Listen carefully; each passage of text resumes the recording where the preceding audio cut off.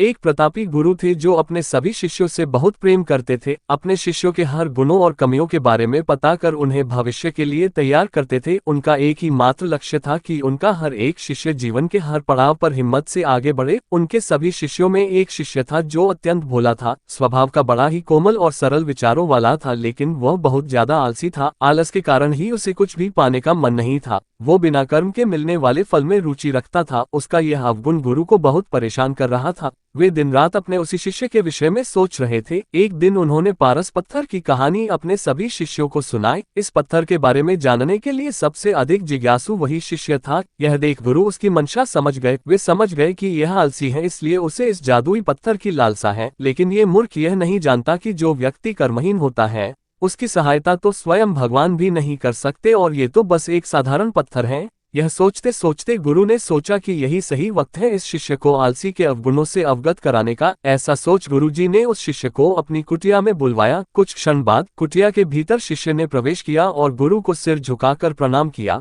गुरु ने आशीर्वाद देते हुए कहा, बेटा, मैंने आज जिस पारस पत्थर की कहानी सुनाई वो पत्थर मेरे पास है और तुम मेरे प्रिय शिष्य हो, इसलिए मैं वो पत्थर सूर्य उदय से लेकर सूर्यास्त तक के लिए तुम्हें देना चाहता हूँ। तुम उससे जो करना चाहो कर सकते हो। तुम्हें जितना स्वर्ण चाहिए तुम इस पत्थर से इस दिए गए समय में बना सकते हो। यह सुनकर शिष्य की खुशी का ठिकाना न था। गुरुजी ने उसे प्रातः सूर्योदय होने पर पत्थर देने का कहा। रात भर वह इस पत्थर के बारे में सोचता रहा। दूसरे दिन शिष्य ने गुरुजी से पत्थर लिया और सोचने लगा कि कितना स्वर्ण मेरे जीवन के लिए काफी होगा, और इसी चिंतन में उसने आधा दिन निकाल दिया। भोजन कर वो अपने कक्ष में आया। उस वक्त भी वह उसी चिंतन में था कि कितना स्वर्ण जीवन व्यापन के लिए पर्याप्त होगा, और ये सोचते सोचते आदतानुसार भोजन के बाद उसकी आंख लग गई, और जब खुली तब दिन ढलने को था और गुरुजी के वापस आने का समय हो चुका था। उसे फिर कुछ समझ नहीं आया। इतने में गुरुजी वापस आ गए और उन्होंने पत्थर वापस ले लिया। शिष्य ने बहुत विनती की, लेकिन गुरुजी ने एक ना सुनी। तब गुरुजी ने शिष्य को समझाया, पुत्र,